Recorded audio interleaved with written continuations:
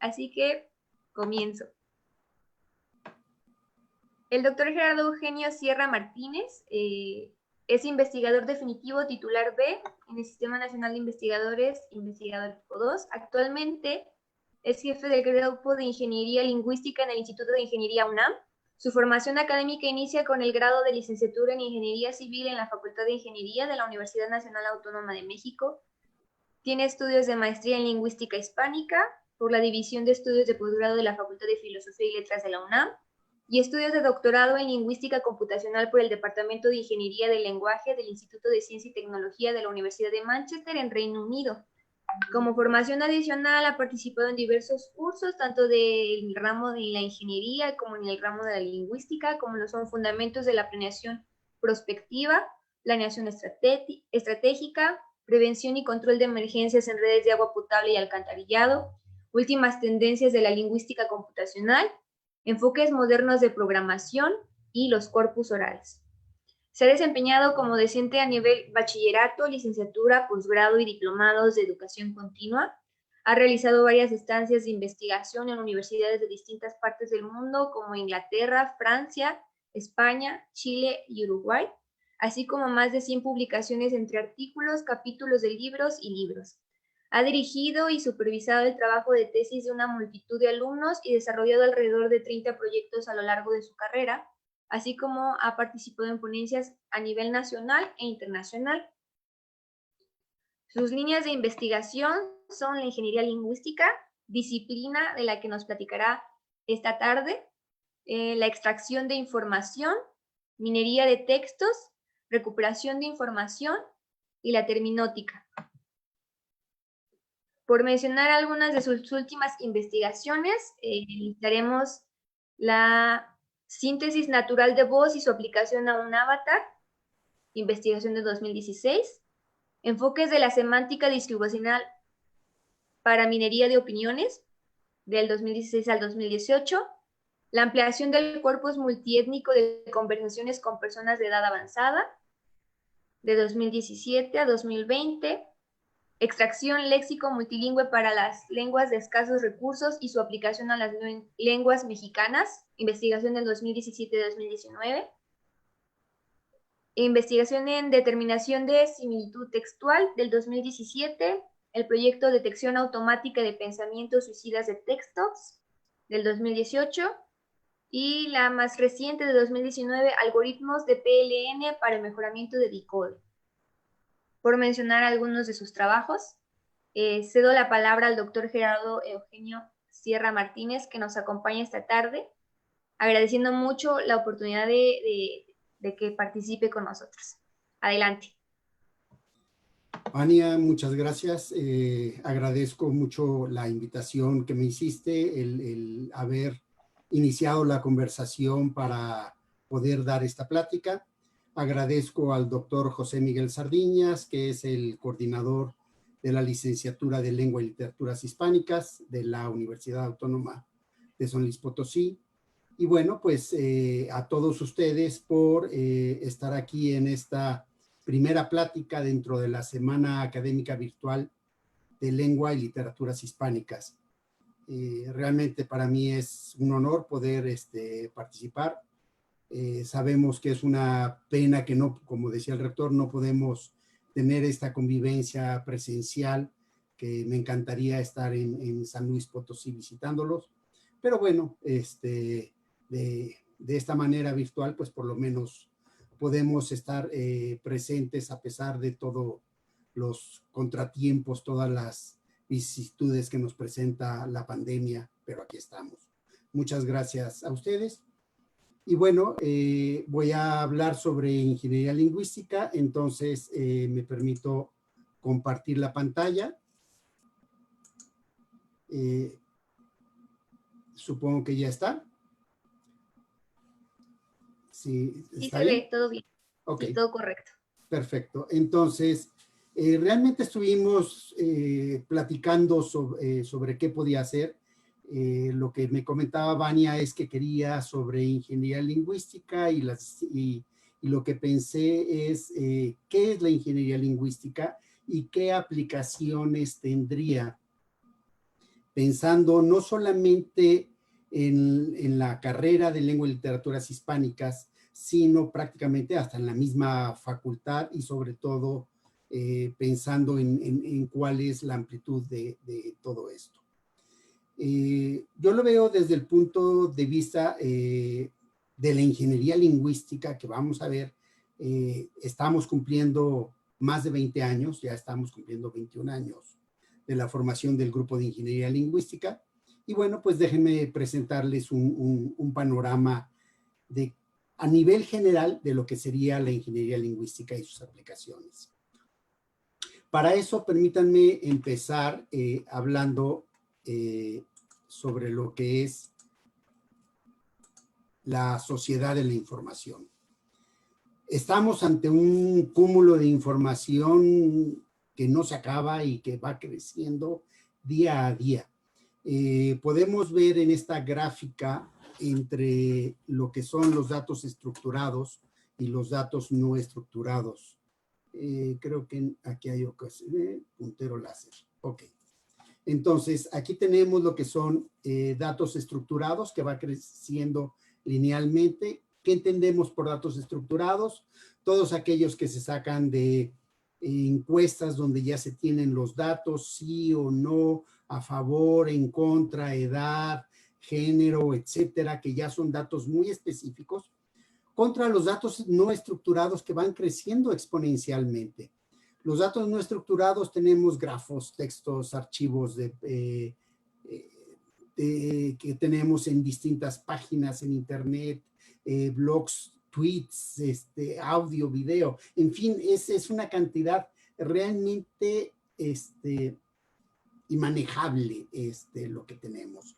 Simplemente para dar una idea de lo que tenemos en español, tenemos alrededor de 2,000 libros al año en México y 65,000 libros en España. Digo, tenemos distintas tradiciones, pero 343 revistas electrónicas existen en México, 1,297 en el resto de Latinoamérica. Simplemente para darnos cuenta de lo que hace la UNAM, tenemos 730,000 títulos en libro UNAM y 280,000 títulos en tesis UNAM. Es una cantidad impresionante de información que no podemos manejar. Y si contamos además lo que son las redes sociales y lo que es el internet, pues no acabamos de la cantidad de información que tenemos hoy en día. ¿Qué hacer con esta información? Y justamente algo muy importante de lo que es la información es que gracias a esta información nosotros podemos generar conocimiento. Y el conocimiento es básico. Es básico para las empresas, es básico para las personas, para las industrias. Quien tiene conocimiento tiene poder, tiene oportunidad de mover, de hacer, porque tiene todo. Pero para pasar esta información a conocimiento, que esta información es un bien intelectual, inmaterial, abundante, multiusuario, lo que necesitamos es poder procesar esta información que, como ya dije, que en textos no estructurados, en datos no estructurados, necesitamos estructurar, y una vez que nosotros lo estructuramos, entonces ya podemos tener el conocimiento. Específicamente, ¿qué podemos hacer con la información textual que tenemos hoy en día? Necesitamos buscar, ordenar, gestionar y procesar toda esta información, porque recordemos que la información es la base del conocimiento. Entonces, lo primero que tenemos que hacer es capturar esta información, tenerla a nuestras manos. Necesitamos seleccionar la información que nos interesa y retirar toda aquella que no nos interese. Almacenar esta información y tener mecanismos para recuperarla. Con esto nosotros podemos preparar nuestros textos, necesitamos identificar qué tipo de información vamos a querer, necesitamos segmentar, quitar la información, centrarnos en la información importante, quitar la información de los datos que no nos interesan, etiquetar en algún momento, por ejemplo, con distintas cosas como los etiquetados, las partes de la oración. Esto es saber cuál es sustantivo, adjetivo, adverbio, etcétera. Anotar los metadatos de la información, quién lo escribió, cuándo se hizo, dónde se publicó, etcétera. Con esta información, ya nosotros, ya que la tenemos, podemos empezar a extraerla. Para extraerla, nosotros podemos encontrar o tener lo que se llama las entidades nombradas. Es un proceso que se llama el reconocimiento de entidades nombradas. ¿Quién lo hizo? ¿Dónde lo hizo? ¿En qué fecha? Datos que están ahí y que son relativamente más fáciles de extraer, pero más difícil será saber las correferencias, porque los textos no nos dicen la información bien estructurada, sino que muchas veces viene la información atrás. Hay que identificar dónde está la referencia a lo que nosotros estamos teniendo. Necesitamos ordenar nuestros datos, muchas veces tener una ordenación temporal, porque la información está asíncrona. Necesitamos extraer los términos, entre otras tantas cosas. Una vez que tengamos toda esta información, entonces nosotros ahora sí ya podemos procesarla y hacer distintas aplicaciones. Por ejemplo, la categorización, el resumen, la traducción automática, que hablaré más adelante. Parece fácil, sin embargo, hay que entender que hay distintos problemas en la comprensión del lenguaje natural. Entre esos problemas menciono la ambigüedad léxica, la sintáctica y la semántica, la referencia y correferencias y la pragmática, por mencionar algunas cosas. Sobre la ambigüedad, algo que parece muy sencillo.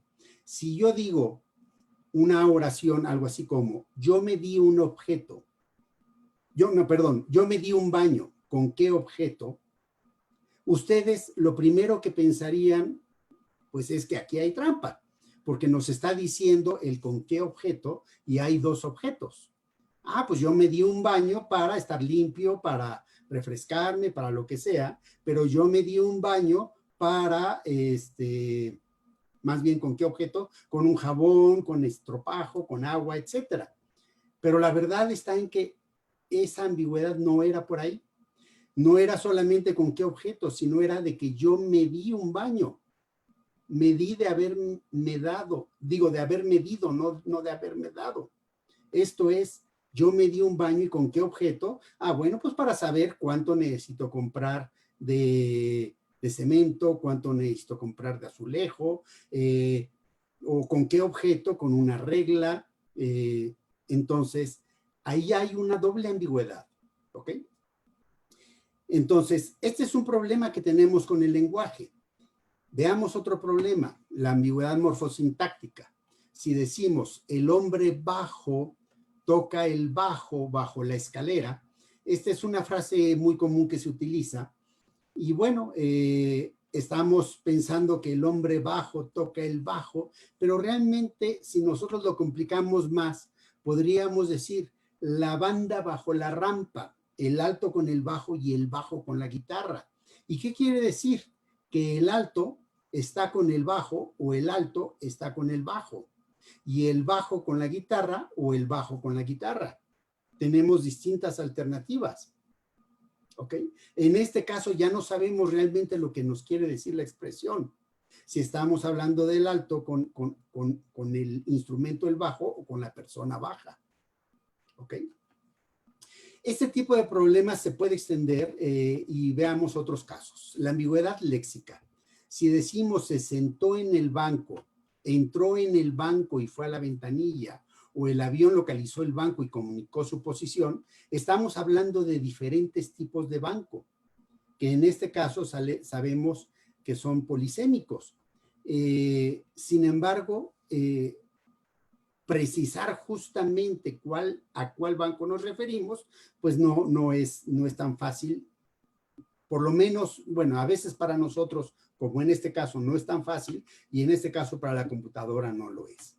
Pero si decimos en ambigüedad sintáctica, la vendedora de periódicos del barrio, ¿a qué nos estamos refiriendo? ¿A qué es la vendedora del barrio o qué son los periódicos del barrio? Pedro vio al hombre en lo alto de la montaña con unos prismáticos. La pregunta sería, ¿quién está en la montaña? ¿Pedro o el hombre? ¿Y quién tiene los prismáticos? ¿Pedro o el hombre? Esta es una frase que realmente se presta a una ambigüedad y tenemos que precisarla. En ambigüedad semántica, si nosotros decimos Pedro dio un pastel a los niños, ¿a qué me estoy refiriendo? Me estoy refiriendo que dio un pastel para que todos lo tuvieran o dio un pastel a todos y cada uno de los niños. Entonces, no nos queda claro. Y lo que yo les decía, los problemas de la referencia. Si nosotros decimos algo muy sencillo, él le dijo después que lo pusiera encima, la pregunta es, ¿quién fue él? ¿Quién es él? ¿A quién le dijo? ¿Cuándo significa después? ¿Después de qué? Que pusiera qué, encima de qué, de encima de dónde.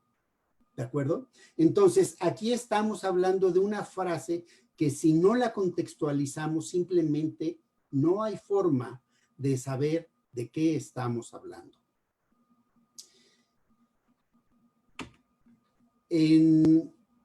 A nivel pragmático, también tenemos serios problemas, y esto es típico cuando decimos tengo frío, no quiere decir que pues es una sensación térmica y pues que hace frío. No, sino a muchas veces lo que estamos diciendo es tengo frío, cierra la ventana. Ajá. Entonces, es lo mismo de tienes la sal ahí. No le estamos diciendo si la tiene o no la tiene, sino le estamos pidiendo si la tiene o no la tiene. Entonces, esto nosotros ya lo entendemos porque estamos en un contexto y sabemos que evidentemente hay una ventana abierta y nos está entrando mucho aire y entonces, pues al decir tengo frío, no quiere decir, ay, pues sí, es que hace frío, pero qué rico que te estamos disfrutando esta helada que está haciendo en el cuarto. ¿No? Estamos diciendo, oye, tú que estás ahí a un lado, por favor, cierra la ventana, ¿no? Entonces, este tipo de problemas son los que existen en el lenguaje, pero además existen otros problemas. Por ejemplo, hay que entender que la información que nosotros tenemos es múltiple, o sea, viene de artículos científicos, de páginas web, de tesis, bases de datos en línea, por decir la información escrita, pero si hablamos de la información oral, viene de teléfonos, viene de la televisión, viene del radio, viene de muchísimos lados. Y esto nos sirve además para muchísimas aplicaciones. Y hay que entender que hay muchas formas de denominar lo mismo, un mismo concepto, con distintas alternativas. Si decimos FB1, entonces nos estamos hablando del fibrilin 1, en fin, son distintos términos que existen para lo mismo. Claro, estoy hablando de una cosa muy técnica, pero también en la vida real nosotros sabemos que las palabras, hay muchos eufemismos, muchas palabras que se usan en lugar de muchos sinónimos. Entonces, todo esto, analizarlo, hace el problema del lenguaje muy complejo. De aquí que entonces nace la ingeniería lingüística, el procesamiento del lenguaje natural, la lingüística, distintas áreas que analizan el lenguaje con distintos objetivos. ¿Okay? Ustedes en la carrera de lengua y literaturas hispánicas saben que existe la parte de la lingüística, aparte de las letras, evidentemente, existe la lingüística y dentro de la lingüística pueden hacer muchos tipos de análisis. Ya conocemos esos tipos de análisis que van desde la fonética, la sintaxis, el léxico, la sintaxis, la semántica, la pragmática, el análisis del discurso. Es muy complejo todo esto.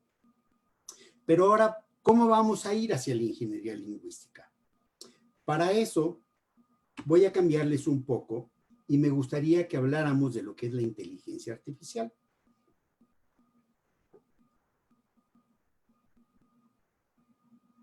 La inteligencia artificial es el área de estudio que explora mediante una combinación de los enfoques tradicionales y el uso de las computadoras las distintas capacidades humanas de usar el lenguaje, de percibir el mundo y, ¿por qué no decirlo de esta manera?, de pensar.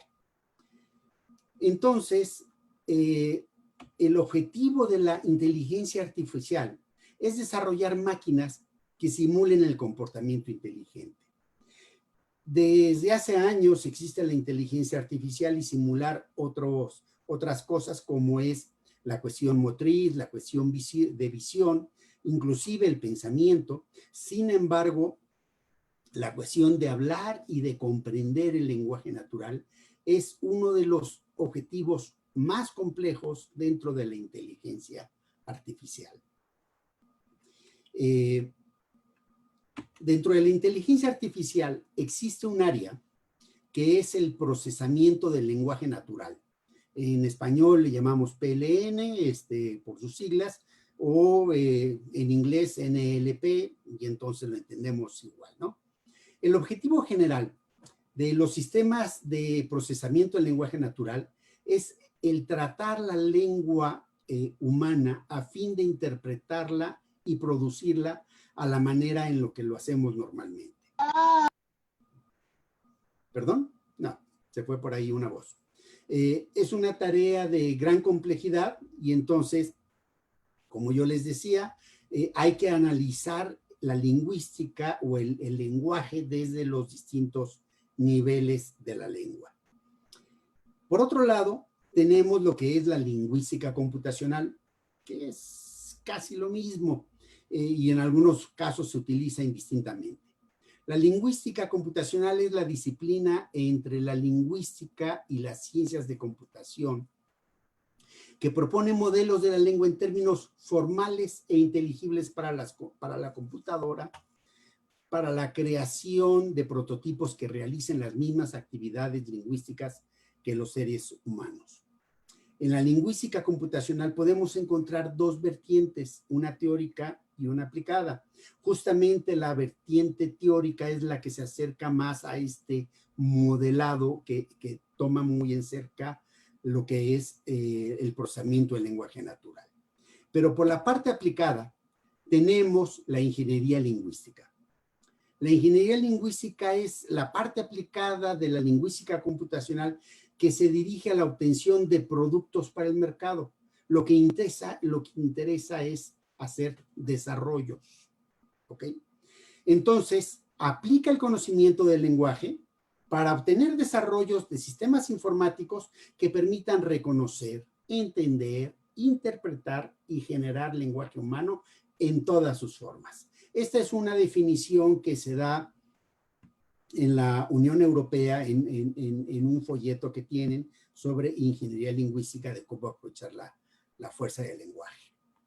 En este mismo folleto, y voy a presentar algunas láminas de aquí, se dice que la ingeniería lingüística entonces consiste en una serie de técnicas y de recursos lingüísticos.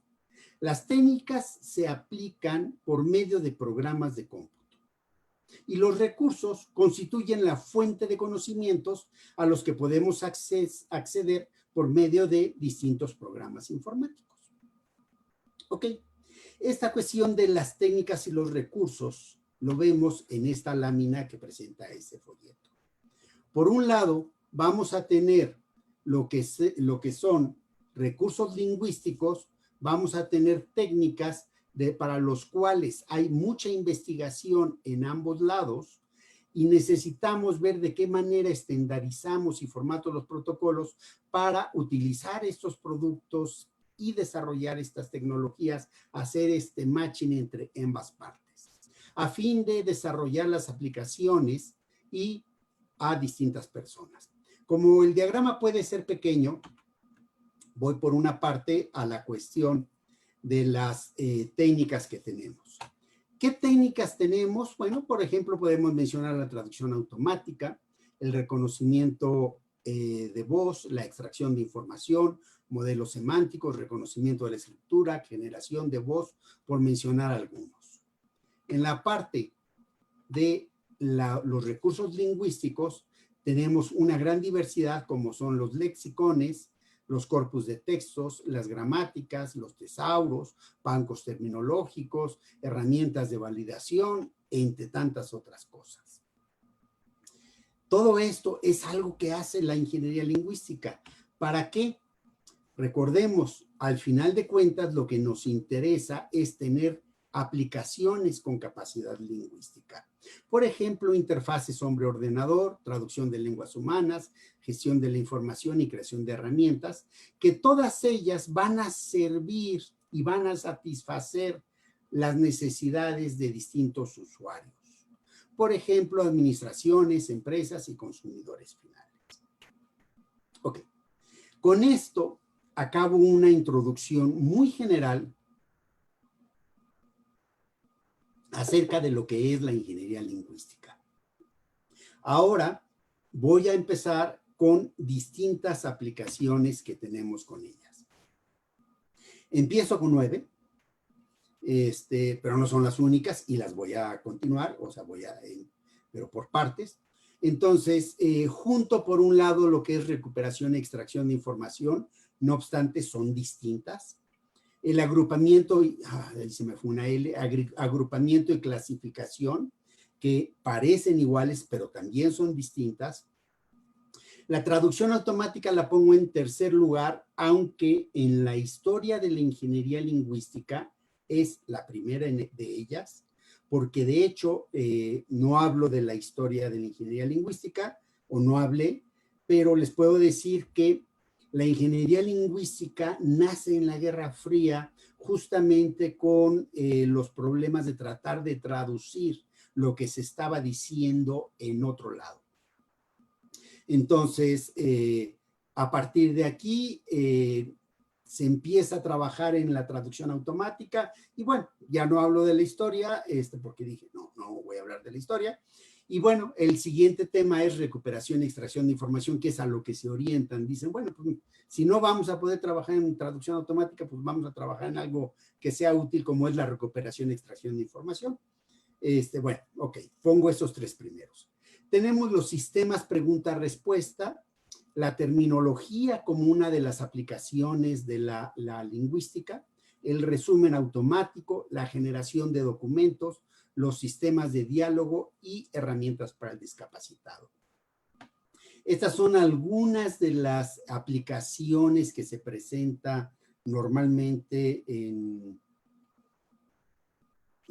un curso introductorio sobre ingeniería lingüística. Y voy a hablar sobre cada una de ellas. La primera de ellas es acerca de recuperación de información. ¿Qué significa recuperación de información? Que la información la tengo ahí y lo único que quiero traer son los documentos que a mí me interesan.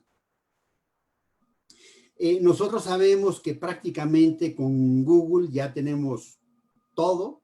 Sin embargo, bueno, Google va modificándose, tenemos las búsquedas avanzadas, con lo cual podemos especificar que lo que queremos es un tipo de documento en particular, de tal fecha, en tal lugar o de tal lengua.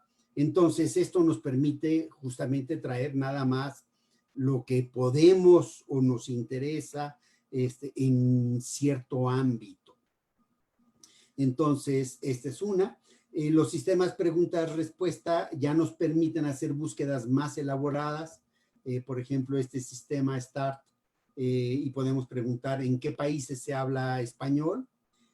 Sin embargo, hoy en día ya tenemos otro tipo de sistemas, como son estos sistemas en casa, como son la Alexa y el de Google, y podemos preguntar, por ejemplo, ¿quién es el rector de la Universidad Autónoma de San Luis Potosí? Y entonces hace la búsqueda para encontrar quién es. O bien podemos hacer búsquedas en bases de datos específicas Aquí hay una específica para Medline, que es una base de datos muy buena que existe para documentos científicos en el área de medicina para cualquier idioma. Principalmente se publica en inglés, entonces lo que más van a encontrar son documentos en inglés, pero también existe para español y cualquier otro idioma. Entonces, esto es recuperación de información. La ingeniería lingüística ha trabajado bastante. Ya lo que podemos buscar o lo que ustedes como jóvenes, como estudiantes pueden buscar, es muy diferente a lo que, no les digo sus papás, pero sí sus tíos o una generación un poquito más grande que ustedes, donde las búsquedas eran ya más complicadas, ya no eran tan sencillas como se hacen ahora. Sin embargo, todavía falta mucho por trabajar, ¿no?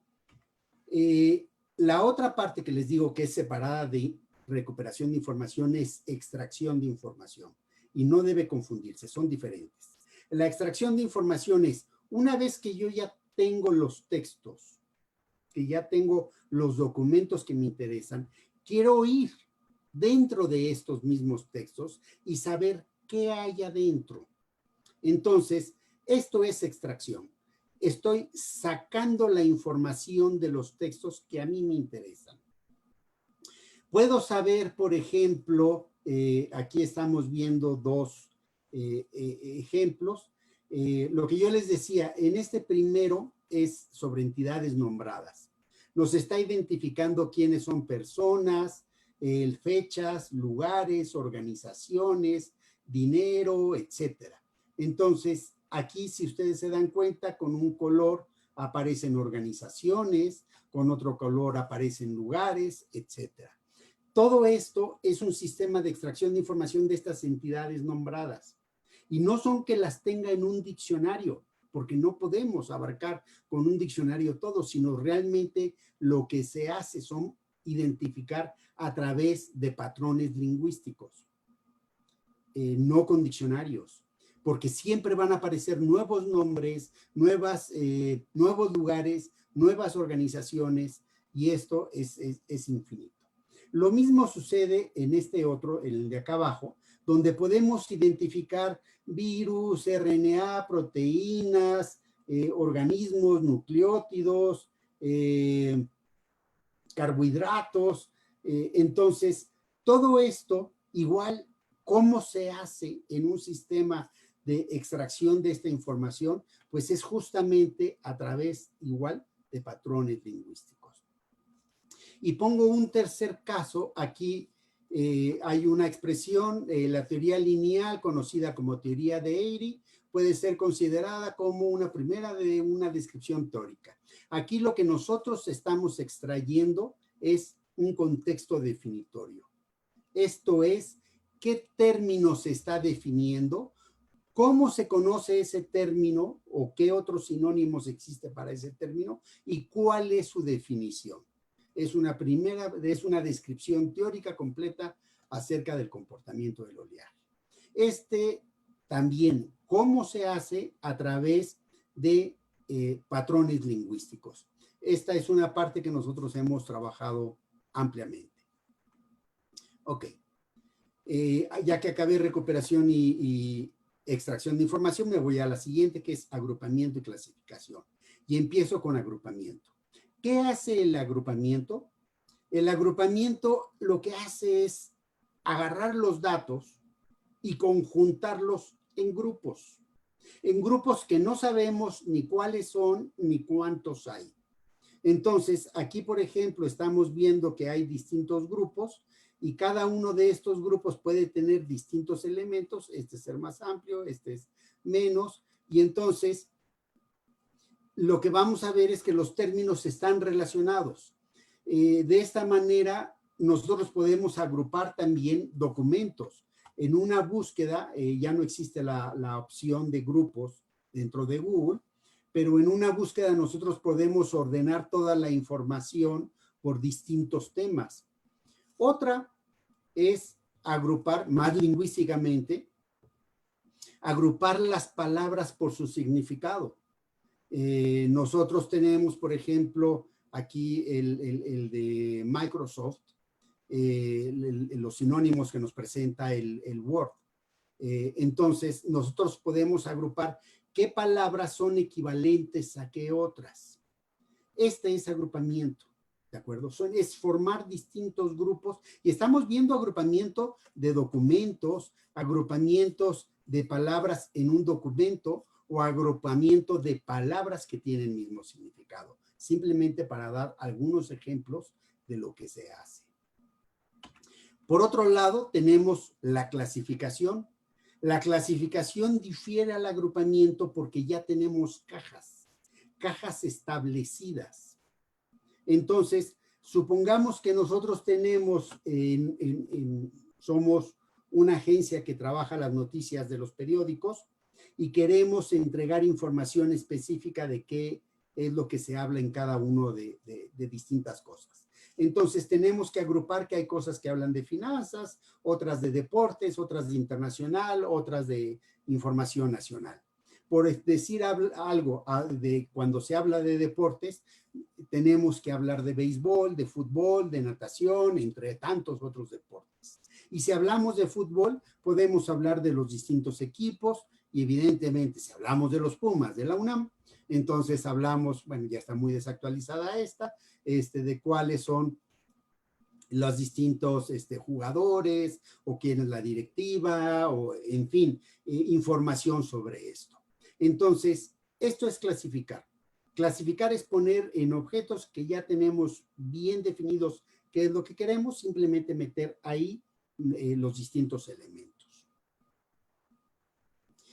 Y bien, el siguiente tema es sobre traducción automática. Aquí en traducción automática, que yo les decía, cuando inició la ingeniería lingüística, pues no tardaron ni 5 años en darse cuenta que no iban a poder traducir con los métodos que se estaban proponiendo, que eran más basados en enfoques lingüísticos. Actualmente, a través de Google, por ejemplo, ya podemos ver que es posible traducir prácticamente cualquier cosa a cualquier idioma. Aquí estoy dando un ejemplo a hebreo, ¿sí? Y no necesitamos saber nada de hebreo. Y claro, esto es muy útil. Alguna vez, hablando una cuestión muy particular, mi hijo le regalaron una camisa rusa, y la cual no sabíamos ni qué era lo que estaba diciendo. Lo que lo metimos es, le sacamos una foto, lo digitalizamos, lo metimos al traductor de Google y ya al menos ya supimos de qué se trataba y que, bueno, no había nada ofensivo al respecto. Sin embargo, lo que hace Google prácticamente es para lenguas que tienen suficientes recursos digitales. Esto no es lo mismo que para lenguas que hay escasos recursos digitales, que es el caso de las lenguas mexicanas. Nosotros trabajamos primeramente en crear el corpus paralelo de lenguas mexicanas y ya con eso poder analizar, extraer primeramente el léxico entre el español y las lenguas indígenas. Aquí pongo el ejemplo entre español y náhuatl para el caso de muerte. ¿Ok? Entonces, aquí ya se usan otro tipo de técnicas, falta mucho trabajo para justamente este tipo de lenguas que tienen escasos recursos digitales. Entonces, lo que se hace en Google es que hay tal cantidad de información que prácticamente todo está dicho y lo único que está haciendo es recuperarlo y hacer uno que otro análisis, ¿no? En sistemas pregunta y respuesta, ya les había hablado, por ejemplo, de lo que es el Alexa. Nosotros podemos hacer preguntas. Por ejemplo, ¿qué astrónomo? Bueno, yo hice otra pregunta. ¿Qué astrónomo descubrió la galaxia de Andrómeda? Y aquí me halló la galaxia de Andrómeda, pero ese halló, no sé de dónde salió. Y bueno, me está diciendo con me lo está leyendo y además me lo pone escrito, pero también le puedo preguntar qué descubrió Isaac Newton y mientras me lo dice me puede poner un esquemita donde me dice quién fue el descubridor, en qué fecha y prácticamente hasta una imagen. Para esto, evidentemente, hay toda una serie de algoritmos, hay una serie de procedimientos que hay que seguir dentro de la ingeniería lingüística. Esta es simplemente una de las propuestas. Y bueno, se ha trabajado mucho en esto y sin embargo, bueno, todavía tenemos serias dificultades. Yo quise poner un ejemplo de quién es el rector de la Universidad Autónoma de San Luis Potosí y simplemente me puso la Politécnica de San Luis Potosí. No llegué. Entonces, por eso no les puse este ejemplo, para decirles que todavía hay mucha dificultad. Porque evidentemente también lo que hay que hacer es explorar esta información y filtrarla y demás. Bien, siguiendo con las aplicaciones, me gustaría hablar acerca de la terminología.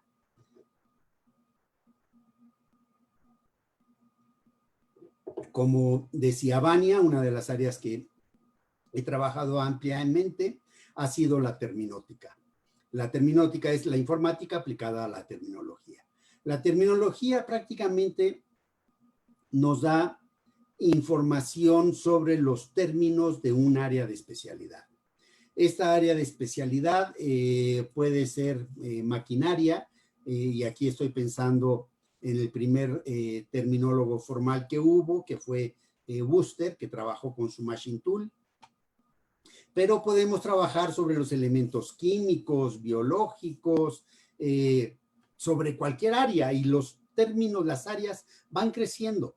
Justamente el jueves pasado hubo una plática que estábamos organizando, una sesión también de 3 eventos, donde estaba Teresa Cabré, que es la creadora de la teoría general de la terminología, y Luis Fernando Lara, que es un gran lexicógrafo dentro de México. Y lo que nos decía es, habló, por ejemplo, Luis Fernando sobre el COVID, bueno, y en la plática anterior también sobre los términos que hay del COVID. Y son términos que van apareciendo y que sin embargo van a seguir apareciendo. Tenemos que irlos precisando, conociendo, pero no solamente saber cuáles son los términos, sino cómo se relaciona un término con otro término. Porque dentro de la terminología algo importante está en que los términos no se dan de manera aislada, sino que están unidos unos con otros a través de distintas relaciones. Aquí les muestro un caso de la interfaz de WordNet, que es una red léxico-semántica para el inglés, en este caso está para el español, y entonces, por ejemplo, vemos que incendio tiene como hiperónimo, no dice, sí tiene suceso, y suceso a su vez tiene como hiperónimo evento, pero incendio tiene como hipónimo fuego, y no, correr como la pólvora. Correr como la pólvora. Bueno, nos está dando la verdad está en que este WordNet está ya medio viejito y no agarré el mejor ejemplo, pero nos está dando las relaciones entre los términos. A quién está subordinado, o sea, a quién está superordinado y a quién está subordinando la información. Ok. Para que veamos un poco la terminología en el caso del procesamiento del lenguaje natural, este es un diagrama que obtuvimos a partir de una serie de documentos, de artículos que se publican en la web, en el Web of Science, en Scopus, y entonces a partir de procesamiento del lenguaje natural encontramos cuáles son los distintos términos que ocurren. Y si ustedes se dan cuenta, estos términos están agrupados en distintos colores. Aquí estamos viendo no solamente la extracción de los términos, sino además el agrupamiento de los términos. Les digo, no es clasificación porque no sabemos cuántos grupos vamos a tener o cómo son esos grupos. Realmente nosotros aquí estamos agrupando y vemos que el procesamiento del lenguaje natural está asociado con el deep learning con redes neuronales, traducción automática, el etiquetado de partes de oración, etcétera.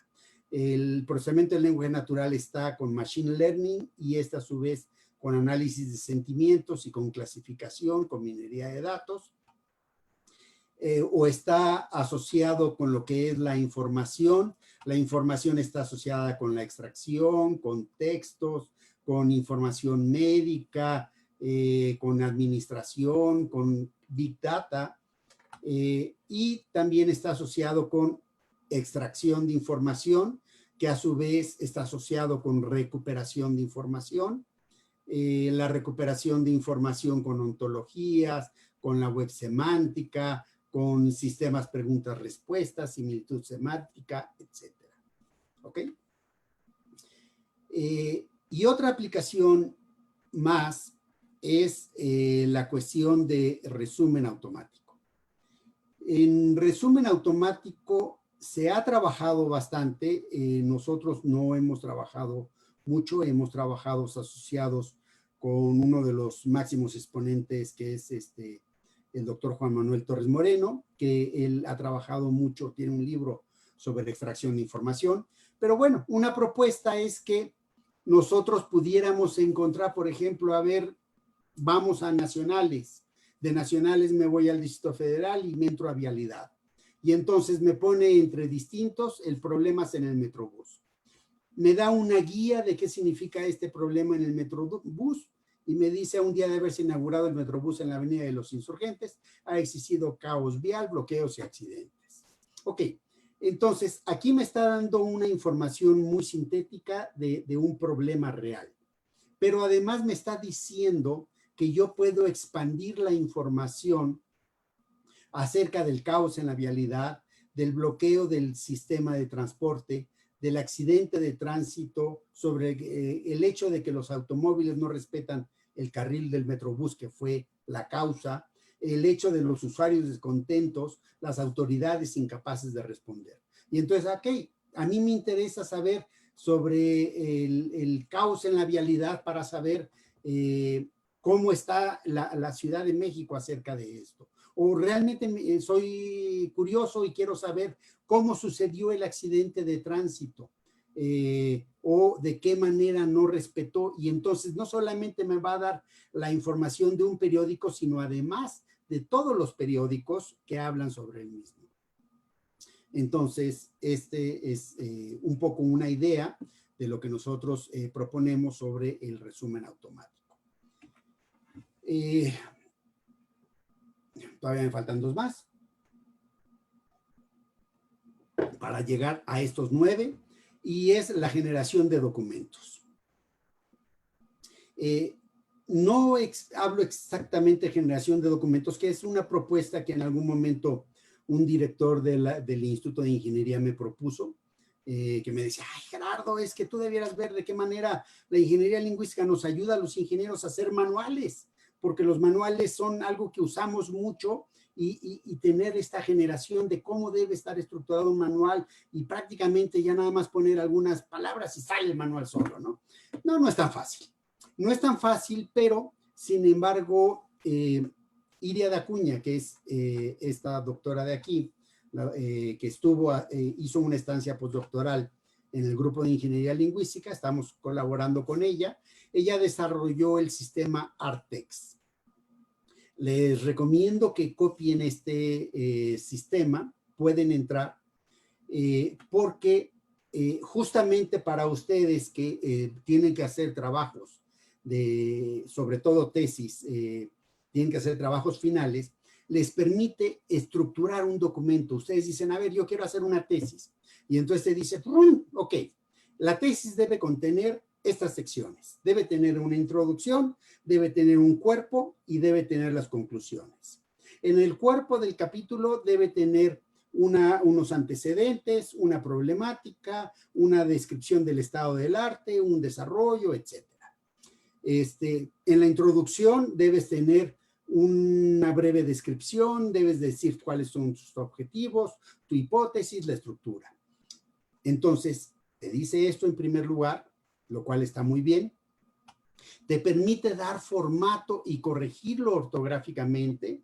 Entonces, al igual que cualquier procesador de palabras, te dice, ok, esto no está bien escrito, este es un título y debe tener, o sea, esto no parece un título y entonces, si quieres que sea texto, está bien, o esto parece título, entonces te recomiendo que le pongas el formato de título, etcétera.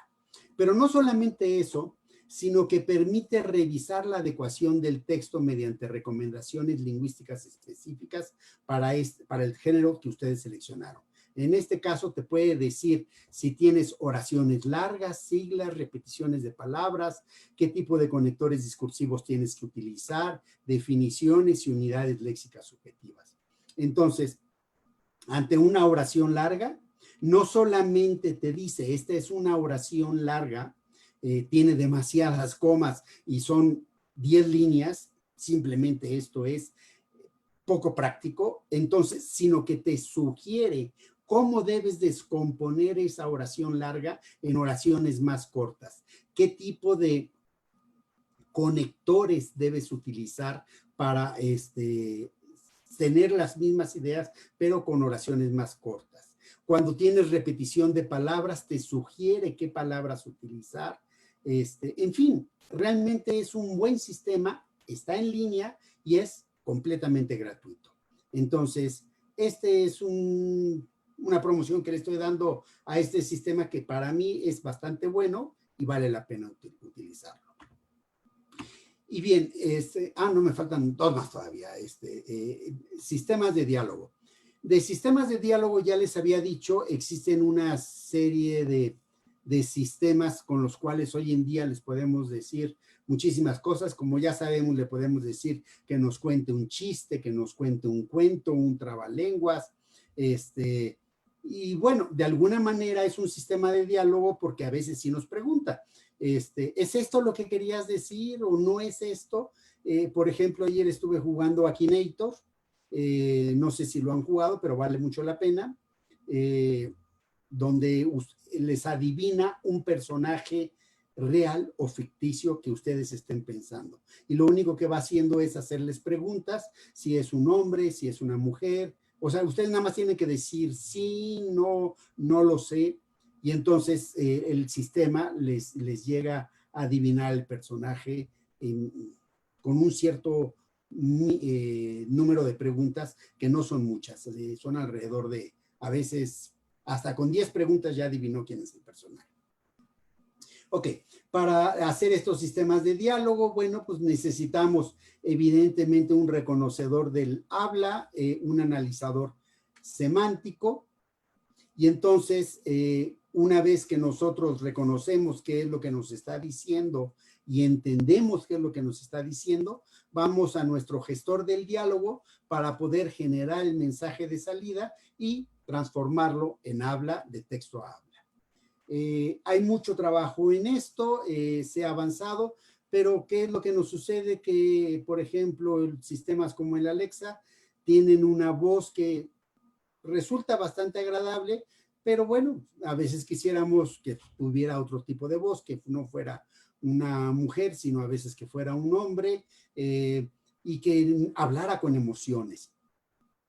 Se está trabajando, por ejemplo, en la Facultad de Ingeniería, estamos trabajando de cerca con ellos, ahí en la UNAM, para ponerle emoción a estos conversores de texto a habla, a este generador de voz.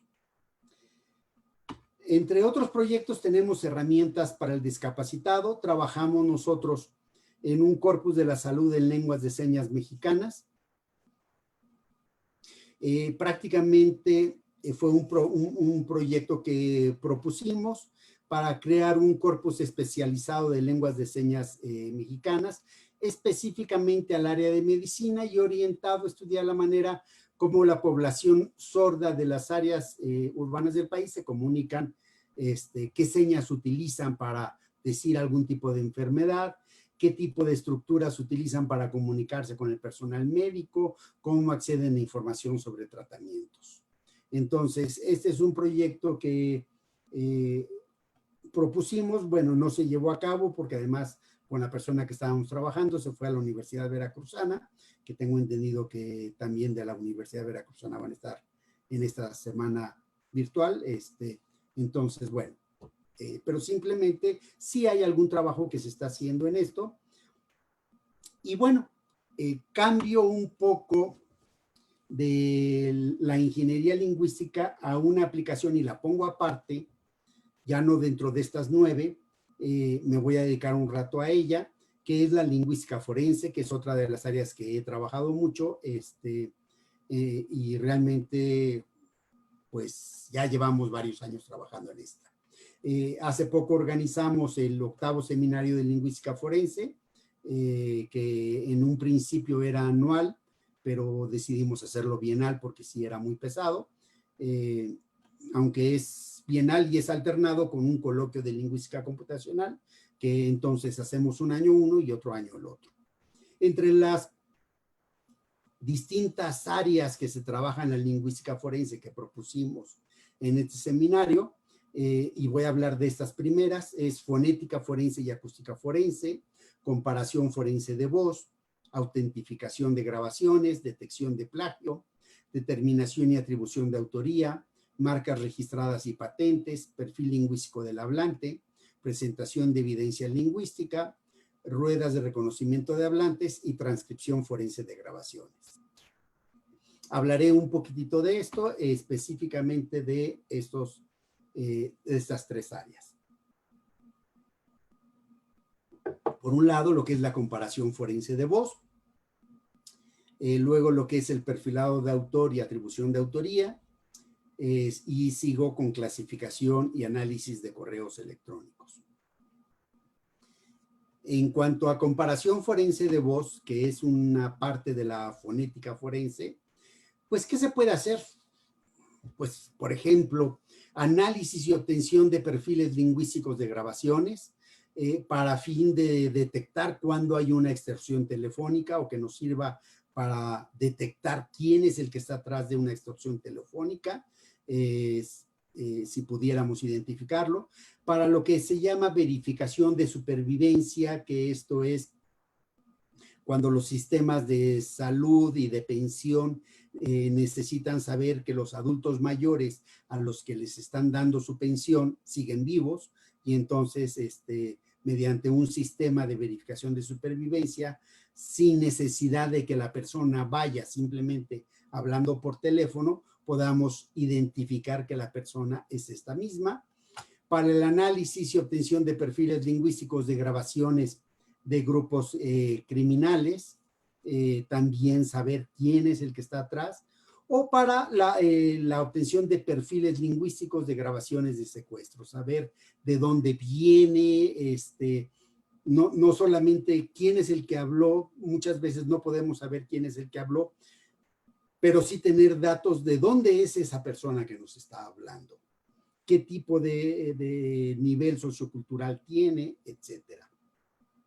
Entonces, para eso prácticamente lo que necesitamos es hacer un análisis acústico de la voz, obtener su perfil lingüístico de este análisis, y con ello nosotros podemos comparar contra distintas personas, contra sus parámetros, y de esa manera obtener la comparación forense de voz y saber que es una persona en particular la que nos está hablando. Para eso hemos trabajado, nosotros participamos mucho en la obtención del Corpus Valkyria. Recordemos que muchas de las extorsiones se hacen por llamadas telefónicas, entonces nosotros construimos este Corpus Valkyria, en el cual fue grabar a hombres y mujeres de distintas edades, en distintos rangos, jóvenes universitarios o de preparatoria universidad, ya salidos de la universidad de 31 a 45, ya más mayores, adultos, y adultos mayores. Hicimos grabaciones a todas estas personas, pero con distintos mecanismos, ya sea que hablaban ellos de la calle a un celular o a un fijo, para ver si había alguna diferencia entre esto y cómo nos afectaba el ruido ambiental, cómo hablaban de celular a celular y de celular a fijo, y pues el que creo que ya cada vez menos se habla, el de fijo a fijo. ¿Ok? Entonces, justamente no fue solamente el recopilar estos datos y obtener esta información, sino ya posteriormente hacer el análisis y definir los parámetros de cada uno de estos para ver de qué manera se puede identificar o varía la voz entre unos y otros. Ese es uno de los corpus que participamos. Participamos en otro corpus con una estudiante de odontología, donde veíamos de qué manera las prótesis dentales podían afectar la fonética del hablante. Dentro de lingüística forense, el siguiente tema es el de reconocimiento de perfilado de autor. Perfilado de autor, lo que queremos saber es quién está detrás. Tuvimos un proyecto que hicimos en el Instituto de Ingeniería, apoyado por CONACYT, para la Comisión Nacional de Seguridad. El objetivo de este corpus era, por un lado, construir de este proyecto. El objetivo del proyecto era construir el corpus de información asociada con distintos perfiles, identificar las características lingüísticas de cada uno de estos perfiles para poder diferenciarlos e identificar los perfiles mediante la información disponible. Cuando hablamos de perfiles, podemos hablar, por ejemplo, cuál es el género de la persona que está hablando o escribiendo, qué educación tiene, podemos identificar la edad, podemos identificar emociones y saber quién es el que está atrás de lo que se está diciendo o escribiendo o hablando. De este proyecto no puedo hablarles mucho, pero bueno, hay otro proyecto que hicimos asociado a que es un corpus de WhatsApp. Si bien hay corpus de algunas redes sociales, es difícil obtener un corpus de WhatsApp. Fue un proyecto apoyado por la Asociación Mexicana de Procesamiento de Lenguaje Natural, en donde nosotros grabamos a jóvenes universitarios de la UNAM específicamente, de las distintas carreras. Tratamos de hacer un corpus equilibrado en lo posible, pero como era difícil y tampoco tenía mucho sentido hablar muchísimo más de trabajo social, que son pocas personas, lo que hicimos fue sacar un porcentaje de la población estudiantil. Entonces, buscamos obtener el 1% de la población estudiantil. Entonces, aquí están los WhatsApp que obtuvimos. Les pedimos cierta información para analizar, bueno, para tener los metadatos, el género, la educación, el nivel en el que se encuentran, etcétera. Y evidentemente para este corpus nosotros borramos toda la información personal. Por supuesto, pedimos las cartas de autorización de compartir, de que nos compartieran este corpus para la investigación. Este corpus no lo podemos proporcionar porque justamente tiene información privada y confidencial, ¿no? Bien, dentro de lo que es perfilado y dentro de la lingüística, me voy un poco a lo que es la atribución de autoría. Nosotros sabemos mediante que existen características estilométricas que nos permiten separar o diferenciar a cada uno de los autores. Aquí tenemos el caso de Ángeles Mastretta y José de la Colina. Analizamos distintos marcadores o distintos características que se analizan para los autores, como signos de puntuación, categoría gramatical, las palabras funcionales que utilizan, el uso de partes de la oración, adjetivos, sustantivos, etcétera. Y con esto nosotros podemos encontrar que hay diferencias entre un autor y otro autor.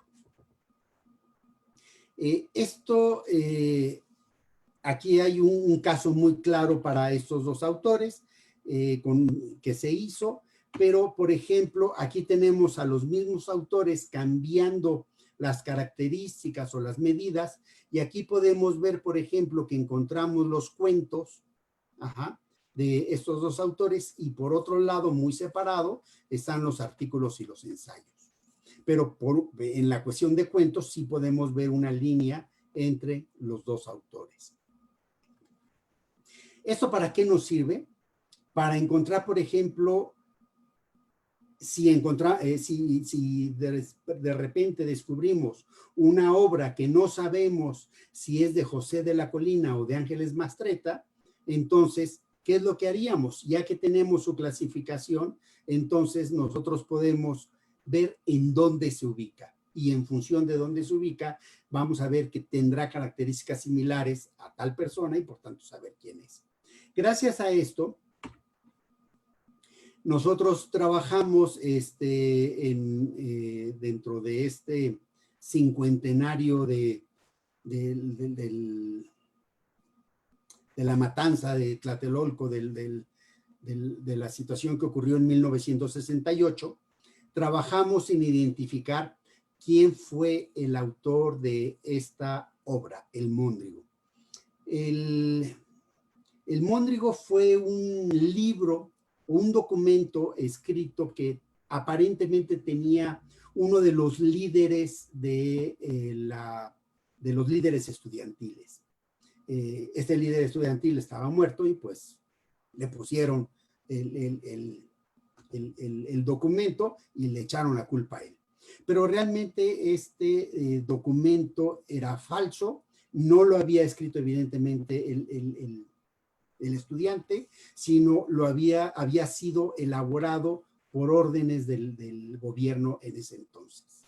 Entonces, la tarea fue saber quién fue el autor del Móndrigo, y bueno, pues fue un trabajo que hicimos prácticamente para la revista El Confabulario, que es del Universal. Hicimos el estudio y bueno, pues fue publicado.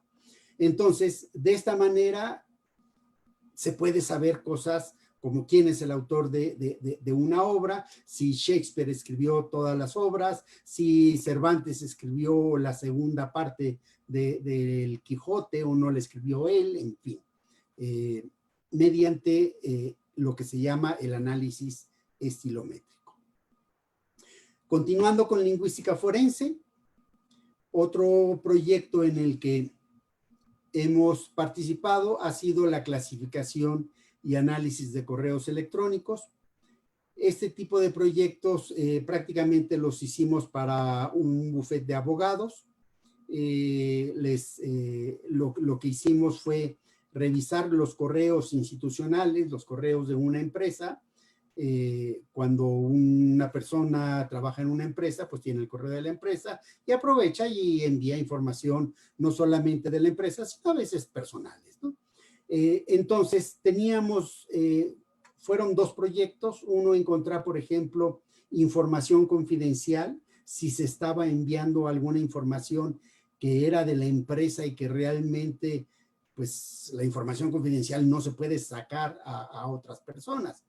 O otro proyecto que fue detección de fraude a través de correos electrónicos. Ellos estaban notificándose acerca de este fraude entre los involucrados, y fue detectar quiénes estaban involucrados y a partir de qué tipo de mensajes y qué era lo que se estaban diciendo. Evidentemente aquí estaban hablando como que quien dice top secret, con una serie de códigos y palabras clave que no tenían nada que ver con lo que se trabajaba en la empresa, y fue de esa manera. En cuanto a la información confidencial, el envío de información confidencial, prácticamente nosotros lo que teníamos eran los correos electrónicos de la persona, y sabíamos nosotros que esta persona podía enviar dos tipos de correos electrónicos. Correos relacionados con correos a la empresa y correos a gente fuera de la empresa. Entre los correos de la empresa, bueno, pues era una empresa bastante grande, pues podía enviar información relevante de la empresa, que se considera información confidencial, pero podía enviar información personal, como decir, oye, ¿qué tal si nos vemos para jugar boliche hoy en la noche? O vamos a darle una sorpresa a Tania, que está, va a cumplir años mañana, ¿no? Entonces, este tipo de correos existen, pero también envía correos externos, información a correos externos. Yo, de hecho, prácticamente utilizo el correo de la empresa, el correo del instituto para absolutamente todo. No utilizo Gmail. Entonces, lógicamente, en mis correos del Instituto de Ingeniería envío mucha información personal, pero evidentemente envío información personal a quien corresponde. Claro, envío información personal a la gente del instituto también. Pero lo que no está bien, al menos para muchas empresas, es enviar información privada, información confidencial a gente fuera de la empresa. Esto no está permitido por muchas empresas. Entonces, justamente el objetivo fue saber, ok, cómo se está enviando esta información. Para eso usamos métodos de modelo de lenguaje y de aprendizaje automático. ¿Qué fue lo que hicimos? Aquí está. ¿Qué fue lo que hicimos? Primeramente agarramos una muy pequeña muestra de los correos electrónicos. Y cuando digo pequeña, realmente fue pequeña. Entonces, nosotros ya sabíamos cuáles eran algunos de los correos que se enviaban o de los destinatarios de la empresa, y buscamos algunos destinatarios externos. Que destinatarios externos son todos aquellos que no acababan, por decir algo, en mi caso, con UNAM o con INGEN. Entonces, todos los que fueran Gmail, pues son externos, porque no son de la empresa. Entonces, agarramos esta pequeña muestra, visualmente, o sea, sí lo leímos con lingüistas, identificamos, nada más separamos sin necesidad de leer y dijimos, ok, a esta información es personal y esta información es confidencial. Independientemente de dónde viniera, nosotros la estuvimos viendo, y con esto hicimos una serie de modelos de lenguaje. Y entonces, con estos modelos de lenguaje, que es con Machine Learning, ya analizamos el corpus total de correos electrónicos de la persona. Y de esta manera analizamos los documentos de la empresa, identificar cuáles eran personales y confidenciales, cuáles eran externos, y de estos, cuáles eran personales y confidenciales.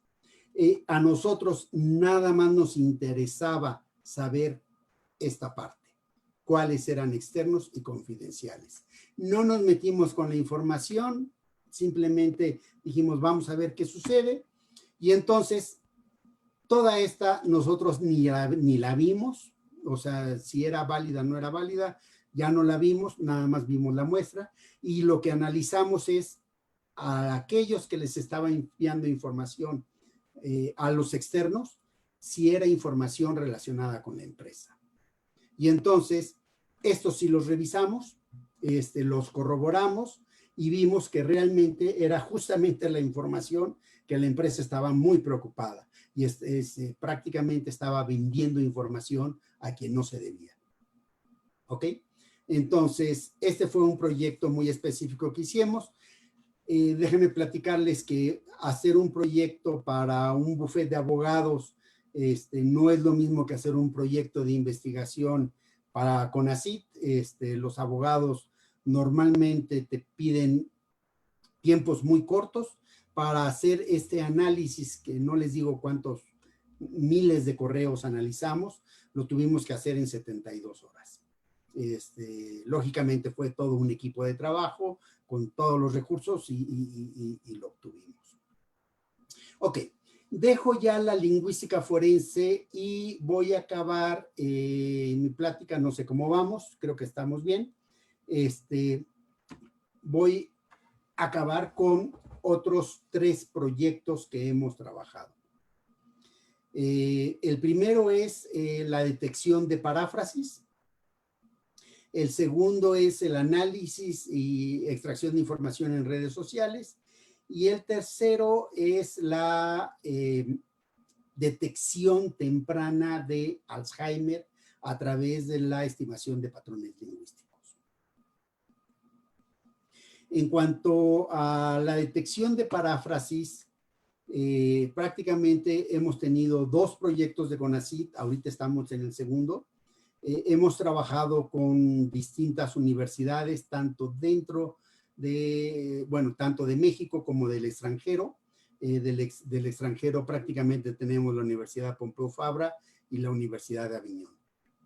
Entonces, por un lado, la tarea primera fue tener un corpus de paráfrasis en varios idiomas, aunque nos hemos orientado principalmente al español, porque la mayoría de los trabajos en ingeniería lingüística, lingüística computacional, son en inglés. Y algo que he intentado es que en el grupo de ingeniería lingüística trabajemos principalmente para el español. Pero también hicimos en otros idiomas, como el alemán y el francés. Luego tuvimos 2 tipos de métodos. Por un lado, métodos basados en distribución de palabras o en análisis y en análisis discursivo y semántico. Aquí en 2, el de distribución de palabras y en análisis discursivo y semántico. Y por otro lado fue evaluar estos algoritmos con diferentes corpus y bajo diferentes condiciones. El proyecto es muy grande, no les hablo mucho sobre esto, pero bueno, algo sobre el corpus de paráfrasis. Vamos a entender qué es una paráfrasis, ¿no? Una paráfrasis es prácticamente la misma idea escrita con otras palabras. Aquí tenemos, si no son paráfrasis porque son traducciones, pero son versiones y que se está diciendo lo mismo con diferentes palabras, nos sirve para tener este corpus, ¿no? Para crear este corpus. Utilizamos la Biblia. En este caso tenemos Tito, el versículo número 2, el capítulo 2, versículo 2. Entonces, si lo leemos, aquí tenemos distintas Biblias en español, la Reina Valera, la Nácar Colunga, la latinoamericana, en fin. Y vemos aquí con la palabra paciencia. En la paciencia, en la constancia, en la perseverancia, en la tolerancia. Entonces, podemos encontrar que estas palabras se utilizan unas en lugar de otras. Esto de alguna manera es lo que se hace en paráfrasis. En paráfrasis lo que tenemos es un texto inicial y lo que hacemos es cambiarlo. Aquí vemos que serios es cambiado por dignos, por venerables, por respetables, por graves, y prudentes por ponderados, por discretos, por juiciosos, por moderados. ¿Ok? En lugar de sanos se utiliza maduros, íntegros, prudentes. Entonces, son cambios que les digo, vienen de distintas versiones, pero realmente cuando hacemos paráfrasis es lo mismo que hacemos. Realmente nosotros lo que hicimos fue crear un corpus de gastronomía, un corpus de sushi, de cocina molecular, del tequila y de otras cosas, o de un pan alemán muy bueno, y entonces hemos hecho ante un documento distintas paráfrasis. Paráfrasis de este nivel, donde prácticamente es nivel léxico, en algunos casos es nivel sintáctico, la oración simplemente la transpongo, pero en otros casos son niveles más complejos donde ya un par de oraciones las descompongo y agarro un pedazo de la primera oración con un pedazo de la segunda oración y luego un pedazo de la tercera con un pedazo de la quinta, etcétera. Y entonces, de esta manera, detectar la paráfrasis a este nivel resulta bastante complejo. Los sistemas que existen sobre detección de paráfrasis no detectan paráfrasis, detectan lo que se llama copy-paste. Esto es cuando se copia una cosa idéntica a la otra. Esto lo utilizan varios sistemas comerciales, sin embargo, en la parte de detección de paráfrasis todavía falta mucho. Realmente lo que interesa es, teniendo un par de documentos, ¿cómo puedo hacer para que identifique de las distintas oraciones del documento, del primer documento o del documento original, ver si se encuentran en el documento parafraseado? Entonces, este es nuestro objetivo, analizar cada una de las frases del primer documento contra todas y cada una de las frases del documento 2 y ver si uno es paráfrasis de la otra. Hicimos varios métodos, uno de ellos fue a través de análisis discursivo y semántico. El análisis discursivo utilizamos lo que es la Rhetorical Structure Theory, la RST, conocida así, que nos dice de las distintas unidades discursivas de un texto. Esta es una oración y tiene distintas unidades. Podemos saber qué tipo de relaciones existen entre una y otra. Por ejemplo, si nosotros decimos el señor que está en la esquina tiró basura a la calle porque estaba borracho, ¿ok? Entonces, entre el señor y que está en la esquina hay un tipo de relación. Tirar basura es otro tipo de relación con el señor. El porque estaba borracho es otro tipo de relación con el por qué tiró basura, etcétera. Entonces, lo que hacemos es analizar si dos oraciones tienen el mismo tipo de relación. Esto no es nada fácil, hay una serie de procedimientos, se puede encontrar la similitud del tipo de relaciones que existen entre dos oraciones a través de una fórmula como esta, pero no solamente eso, sino además cuando existe el mismo tipo de relaciones, tenemos que ver si realmente están hablando de lo mismo. Entonces, no es lo mismo, o sea, el señor que está en la calle tiene la misma estructura de el libro que está de mi biblioteca. Ajá. Los dos tienen la misma estructura. Sin embargo, hablan de cosas completamente diferentes. No hay paráfrasis. Entonces, lo que hicimos fue analizar semánticamente las palabras que hay en la oración. Para hacer este análisis utilizamos Wordnet, que ya les dije que tiene estas relaciones de hiponimia y hiperonimia, y entonces analizamos qué distancia existe entre dos palabras para ver si realmente semánticamente se está hablando de lo mismo. También existe toda una serie de procedimientos, una serie de fórmulas, y de esta manera lo determinamos, y bueno, no les muestro los resultados, nada más les estoy hablando a nivel general. Otro método que hicimos es a través de algoritmos clásicos que reducen la dimensionalidad del modelo vectorial. De hecho, este es con análisis distribucional. Filtramos las palabras funcionales, o sea, agarramos los documentos, los preprocesamos, hicimos el modelo de espacio vectorial que representa las oraciones del documento en distintos vectores. Dadas las oraciones como conjuntos de palabras, la presencia o ausencia de una palabra representa un spin, o sea, existe o no existe. Por un modelo que considera variables binarias, tenemos dos direcciones posibles, arriba o abajo. Por tanto, la oración es una cadena de spins, esto es un vector, y el documento es una matriz de vectores o de oraciones. Entonces, nuestro interés fue hacer este análisis de las distintas oraciones. Hicimos el cálculo de lo que se denomina la matriz de energía textual, conseguimos los espectros de energía y pudimos obtener, por ejemplo, ante un corpus muy diverso, aquí está el corpus del sushi, si vemos estos documentos tienen la misma similitud, estos, bueno, similitud temática y léxica, que son los sushis contra los sushis, o sea, los distintos sushis, cómo se comparan contra otros documentos de sushis parafraseados. En similitud temática nos fuimos a los sushis contra los corpus parafraseados, pero con un nivel más alto de paráfrasis. Y finalmente encontramos en otro nivel todos los sushis contra documentos que no tenían que ver contra los sushis, ¿sí? O sea, contra cuentos, por ejemplo.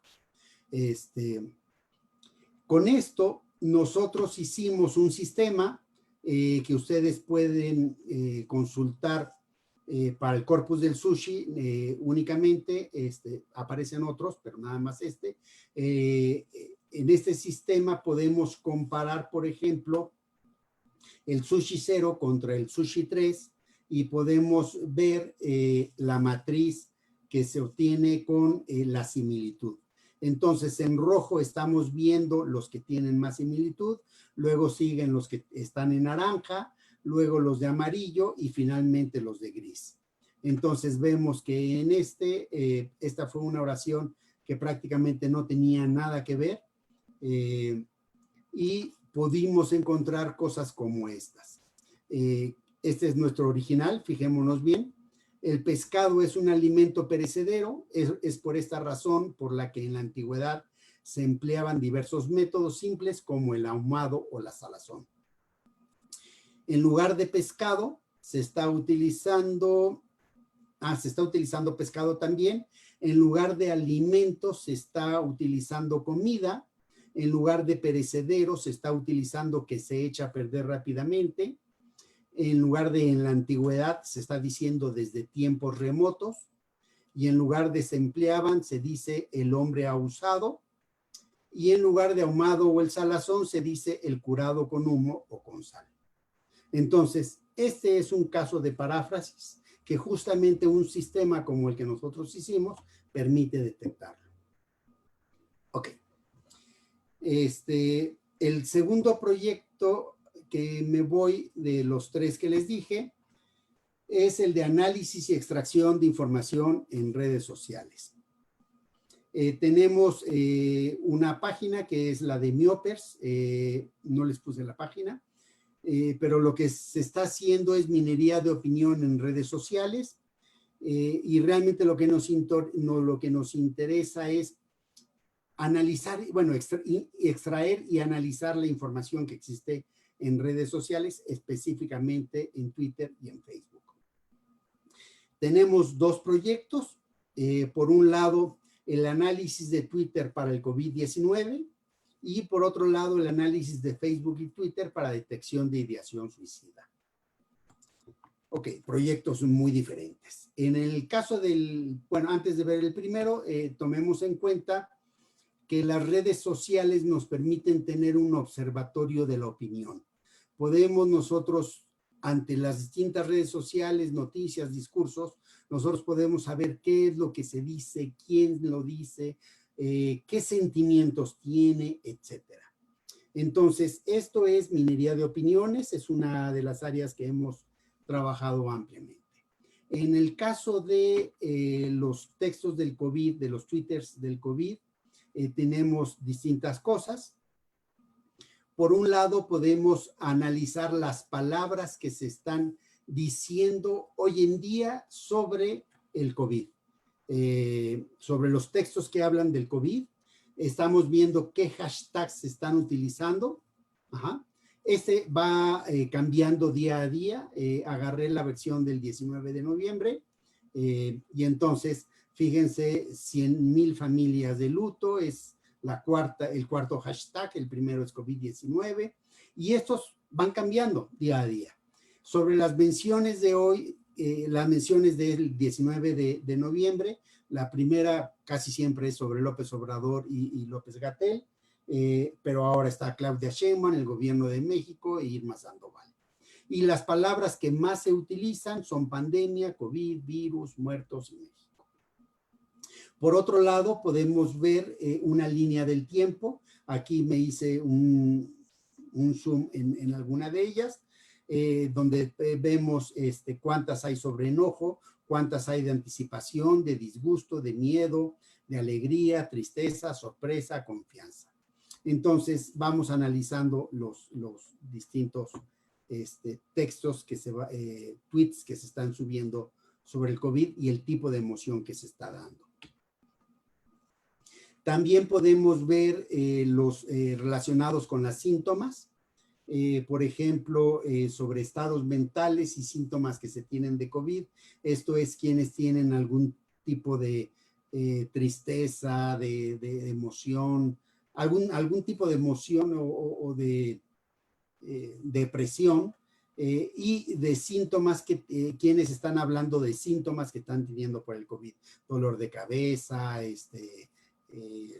garganta, lo que sea.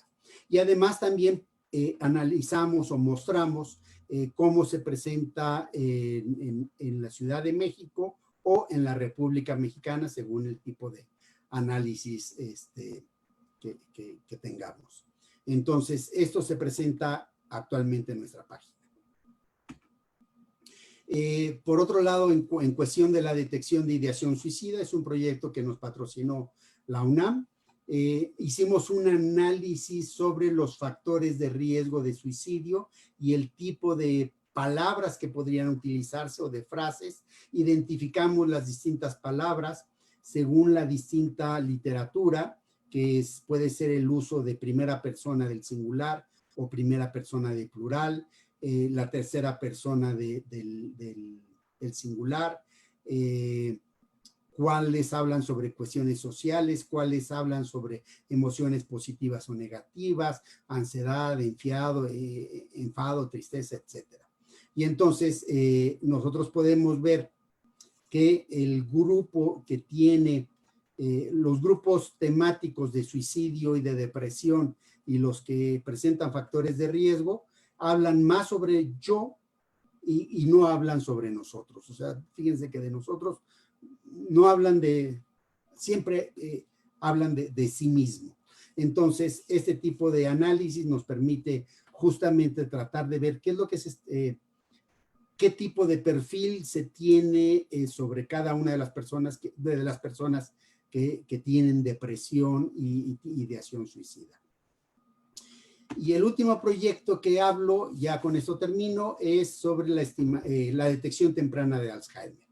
Hicimos un análisis de los patrones lingüísticos para lograr esto. Entonces, hicimos 3 métodos. Uno es con la RST, que es el mismo que hicimos para la paráfrasis. Otro fue con categorías morfosintácticas y la riqueza léxica como características lingüísticas. Y el último es con simular las normas de asociación de palabras para ver si se desviaban o no de la norma. Entonces, por un lado construimos el corpus o contribuimos a un corpus que ya existía en inglés y que tenía algunos textos en español. Nosotros aumentamos los textos en español. Y aquí hay, por ejemplo, las gráficas. Estos son los que tienen Alzheimer contra el grupo de control, que son adultos mayores que no tienen la demencia Alzheimer, y vemos que realmente las medidas son muy diferentes. O sea, aquí son mucho más elevada que en este caso. En el caso de la notación discursiva, pues igual aquí ya vemos qué tipos de relaciones nos presenta la RST. Entonces, analizamos el tipo de relación discursiva que tiene cada uno de los pacientes que tienen demencia Alzheimer contra el grupo de control, y pudimos encontrar qué tipo de relaciones retóricas se utilizan más para el caso de los pacientes con Alzheimer.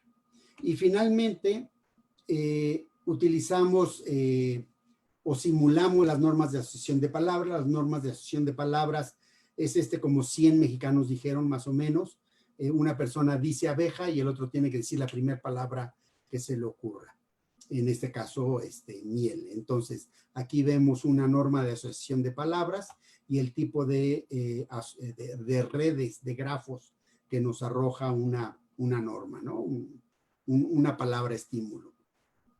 Entonces, a partir de aquí vemos qué palabras son las que dice alguien que tiene demencia tipo Alzheimer contra otros que no. Entonces, algo muy típico es que si decimos abeja, lo primero que se le ocurran es decir animal, por decir algo, ¿sí? Y bueno, estas son algunas de las tantas aplicaciones que existen. Hablé en algunas en concreto. Y bueno, pues prácticamente con esto quisiera terminar. Es muchísimo lo que podría seguir diciendo, pero creo que es bueno que tengamos un tiempo para preguntas y respuestas, que era lo que me sugerían.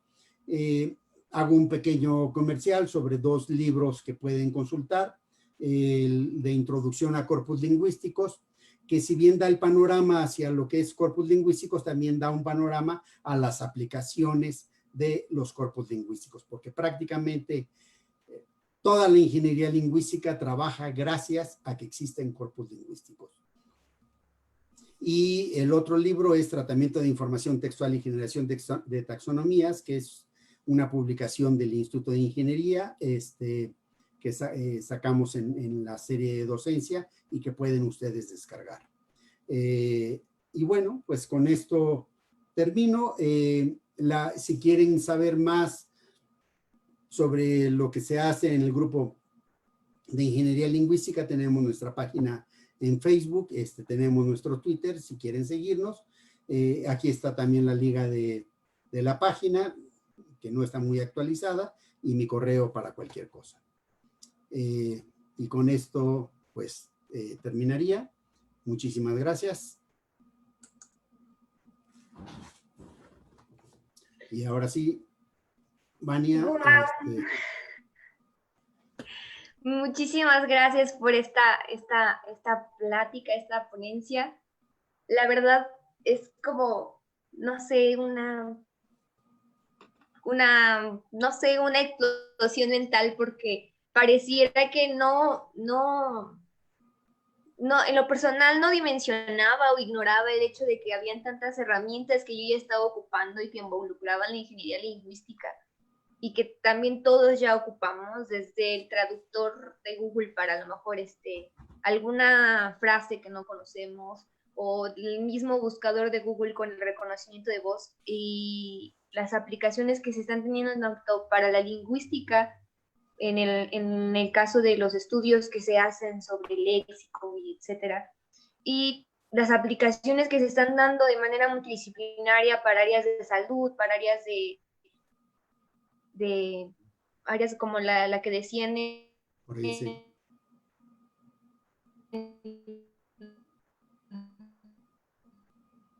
Está habiendo problemas con tu... Impresionante las aplicaciones que puede tener. ¿Hola? Sí, hubo problemas, pero ya se oye bien. Sí, ya. Pues justamente es interesante esto, porque realmente cuando uno entra a la carrera de lengua y literaturas hispánicas, nunca piensa realmente, bueno, muy pocos piensan lo que es la lingüística. Uno entra mucho por la cuestión de letras y pocas veces por la lingüística. Y cuando uno empieza a ver la lingüística, dice, bueno, pues es que la lingüística está asociada para analizar las obras, pero realmente no entiendo para qué. Sí, con análisis sintáctico, pues sí se pueden hacer cosas, pero uno no, como dices, no dimensiona todo lo que se puede hacer con lo que ustedes están viendo en la carrera de lengua y literaturas hispánicas. Pero además, las aplicaciones, o sea, todo lo que se está haciendo en la vida real. Y entonces hay un cambio de lo bohemio a lo científico y de lo científico al mundo real, a la aplicación, a lo comercial, a lo industrial. Y sí es un cambio en la vida, es un cambio en el paradigma de los estudiantes, pero de que hay mucho, bueno, sí, estoy de acuerdo, es un cambio total. Híjole, Y no. de eso se Sí, trataba, ¿no? sí, muchísimas gracias. Quisiera preguntar, ¿tiene más de la ingeniería o tiene más de la lingüística? ¿O de dónde podemos ir? ¿Del ingeniero a lo lingüístico, de lo lingüístico a la ingeniería? Esa es muy buena pregunta, fíjate. Realmente hay dos grupos.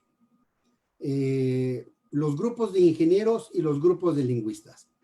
Hay muchos ingenieros más de lingüística computacional o de computación que ven los problemas de ingeniería lingüística sin tocar lingüística.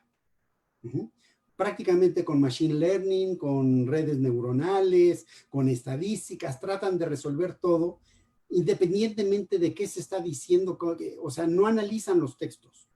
Este es el enfoque de los matemáticos, de computación. Por otro lado, existe la parte de los lingüistas. Los lingüistas hacen los modelos de lenguaje, ya ver un tipo de gramática formal, una gramática de dependencias, pero sin pensar en qué nos va a servir esto. ¿Ok? Sin embargo, la ingeniería lingüística realmente requiere de ambas partes. Requiere saber del lenguaje y saberlo bien, entenderlo, necesita estudios de la lingüística y por otro lado saber cuestiones de computación, saber estadísticas, saber matemáticas y saber un poco de computación. Si bien hay un grupo que sí puede tener ambos conocimientos, y habemos muchos en el grupo que uno se fue, yo soy ingeniero civil, tú lo dijiste, de ahí me fui a la lingüística y de la lingüística me fui a la ingeniería lingüística. Hay otros que empezaron con informática, luego se fueron a la lingüística y luego a la lingüística computacional. Hay otros que empezaron con la lingüística y acabaron en la computación. Tenemos de todos, pero también tenemos quienes hacen lo suyo. Hay quienes nada más hacen análisis lingüístico y sí tienen que conocer qué significa procesamiento del lenguaje natural. Necesitan saber qué tanto puede hacer la computadora sin saber programar. Y tenemos los de computación que sí tienen que tener las nociones de procesamiento del lenguaje natural para poder hacer los programas, porque si no, no se puede. Entonces, se necesita de todo.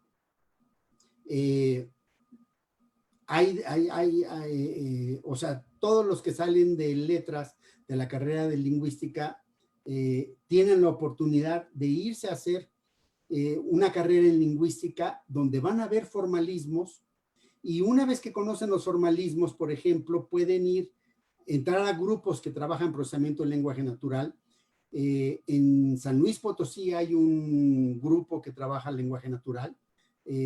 Entonces pueden asociarse con ellos, hacer la maestría con ellos y después pensar en un doctorado. Normalmente esta es una carrera larga o por lo menos sí se necesita una maestría.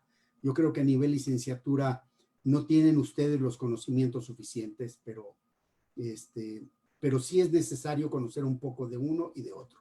Todos nuestros alumnos, cuando entran independientemente de la carrera que vengan, tienen que tomar el curso de procesamiento del lenguaje natural con Python, que es un programa de cómputo. Todos. ¿Sí? Sean lingüistas o no. No sé si Valeria quiere preguntar o por algo activó su imagen, pero no tienes Sí. Te falta tu micrófono. Adelante, Valeria.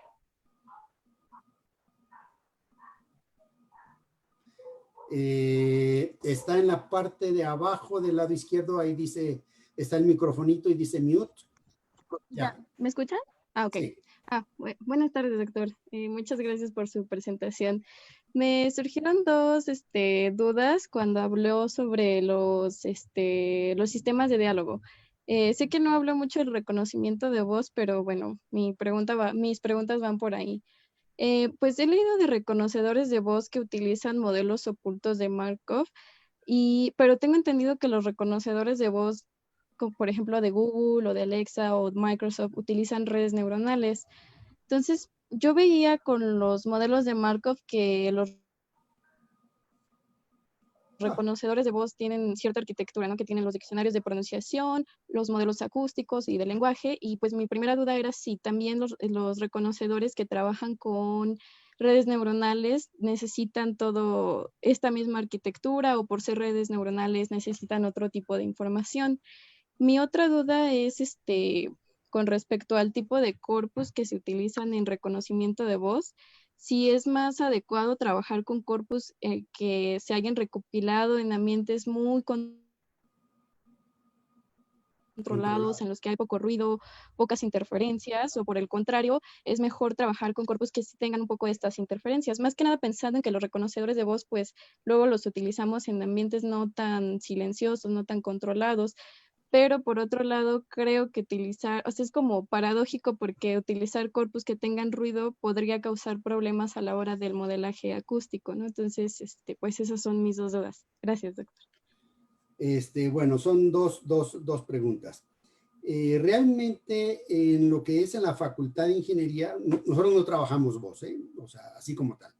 El que la trabaja es Abel Herrera y Fernanda López en forense, en la licenciatura en ciencia forense, y en el IMAS hay un par de investigadores.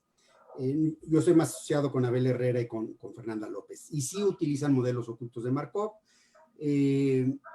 ¿Por qué? Porque, recordemos, estamos a un nivel de investigación y realmente con modelos ocultos de Markov hemos hecho muy buenas cosas. Lo que ha hecho Abel Herrera en tratar de modelar las emociones realmente ha sido muy buen trabajo. Él, como dice, actualmente con unos, no me acuerdo el tiempo, no quiero mentir, pero con X tiempo que yo tenga de ti hablando, yo puedo reproducir tu voz. ¿Sí? Así nos dice. No digo el tiempo porque mentiría. O sea, pero pueden ser minutos, 15 minutos, pueden ser 5 minutos o pueden ser 30 minutos o una hora. No lo sé, pero hay un tiempo. Y ellos pueden reproducir tu voz, así tal cual. Imagínate qué grave situación, ¿no? Pero bueno, ok, eso no era la pregunta. Entonces, las redes neuronales no. Las redes neuronales lo que necesitan son corpus entrenados. Necesitan una gran cantidad de corpus para que puedan modelarse y puedan repetir lo mismo que ya se entrenó. Entonces, sí trabajan en ese sentido diferente, pero sí se necesita una gran cantidad de información. Y por otro lado, la pregunta acerca de los corpus, recuérdamela, que se me fue. Sí, es mejor trabajar con corpus en ambientes muy controlados. Okay. Justamente aquí hay mucha investigación. Por ejemplo, ya no se llama Centro de Instrumentos, pero en la UNAM un grupo, por ejemplo, trabaja acústica, ¿sí? Y acústica forense, por decir algo.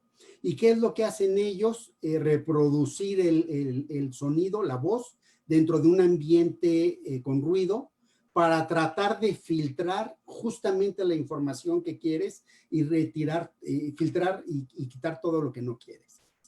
Este es un grupo específico que trabaja en acústica, ¿de acuerdo? Pero los grupos que trabajan en reconocimiento y síntesis procuran tener grupos controlados, sin ruido. Ajá. Porque Ya los de acústica nos darán el corpus limpio. Entonces, lo que interesa a esta gente de reconocimiento y síntesis es ante limpio tratar de. Pero, por ejemplo, en el corpus Valkyria que mostré de los telefonemas, ahí sí se trataba de ver de qué manera reconocíamos al hablante, que es diferente, no reconocer lo que está diciendo, porque a veces es difícil por el ruido, pero lo que nos interesa es quién lo está diciendo. Entonces, ahí es perfil, es diferente. ¿Ok? Ok. Y Sí, se ve bien. que tienes mucho conocimiento al respecto. Muy bien. No, doctor, lo que pasa es que yo ya terminé la licenciatura. Estoy en el doctorado en lingüística en el Colegio de México y Ok. justo este semestre llevamos la materia de lingüística computacional con el Con Alfonso Medina. doctor Alfonso Medina. Entonces, pues sí nos puso a trabajar, Ok. pero aún así Entonces, quedaron ahí algunas si dudas quieres en el aire. saber, este es con Abel Herrera, que es bastante accesible. Él está en la Facultad de Ingeniería. Fernanda López luego está muy cargada de trabajo. En el Limas está Gibran y Caleb. Y en el Centro de Instrumentos, que es Secaret, que ya se llama de otra manera. Busca acústica, se me fue el nombre ahorita. Pero hay gente trabajando, puedes averiguar más. Sí, está bien. Muchas gracias, doctor. Ok.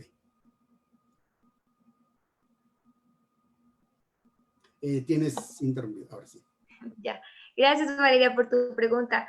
Acá en el chat nos pregunta Carla García, ¿cómo podemos llegar a ser lingüistas forenses? Lingüista forense es una aplicación de alguna manera de la ingeniería lingüística, o sea, es igual, necesitas saber lo mismo, pero aquí realmente lo que necesitas es saber un poco más de derecho. En el caso de Fernanda es un caso muy particular, es una cosa loca. Ella es fonetista, estudió lingüística, se especializó en fonética, hizo el doctorado en fonética forense en Barcelona, y regresó, hizo el diplomado en matemáticas y estadística, y actualmente está haciendo la licenciatura en lingüística. Así es que, Valeria, algún día te veré haciendo otra lingüística, otra carrera. No, o sea, lingüística forense realmente es igual, toda una especialidad y es tema pero ¿qué es lo que se necesita? Es igual tomar ciertos cursos y irse metiendo en problemas. Muchos de los lingüistas computacionales en México trabajamos en lingüística forense, casi todos prácticamente. Es una de las áreas que trabajamos. Es una subdisciplina. Ok, muchas gracias. Carla García, espero que tu pregunta haya sido respondida. No sé si... Sí, muchas gracias. No sé si alguien más tenga alguna pregunta, algún comentario que quieran hacerlo conocer. Pueden levantar su mando y podemos activar su micrófono para que participen, o bien pueden dejar su pregunta en el chat.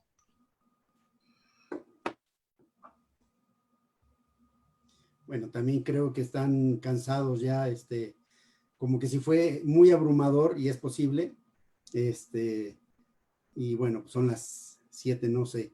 Entonces, cualquier información que quieran, les dejé mi correo electrónico. Entonces, con muchísimo gusto pueden escribirme. Y bueno, una de las cosas que se habló en la inauguración, el objetivo de esto también es pensar en algún momento en la colaboración. Con muchísimo gusto podemos, doctor Sardiñas, pensar en algún tipo de colaboración entre el grupo de ingeniería lingüística específicamente con la carrera. Pues es cosa de que lo platiquemos en su momento, un cafecito virtual, con muchísimo gusto. Claro que sí, doctor. Le tomo la palabra. Me pareció muy, muy, muy interesante la conferencia, aun cuando yo no soy lingüista. De hecho, tengo como 3 o 4 preguntas aquí, pero por consideración a todo el tiempo que ha estado, hablando y generando información, no quiero ser abusivo. Espero que sí tengamos otras oportunidades.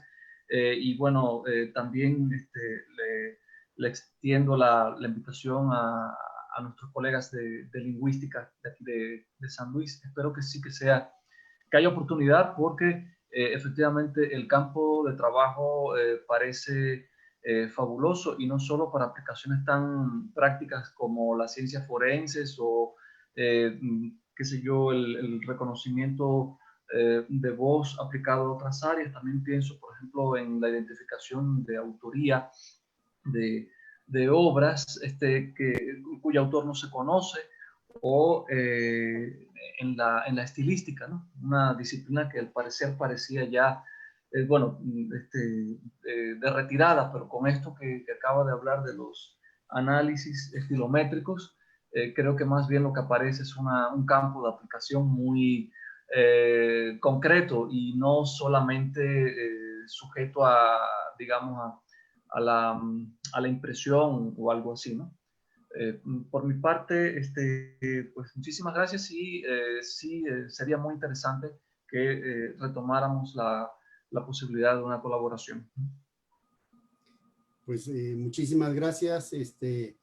La verdad, gracias por la invitación, gracias por su tiempo. Me dio mucho gusto haber participado en esta semana virtual de la carrera. Muchísimas gracias a Vania y todos los organizadores, alumnos, que parece fue una iniciativa de ellos.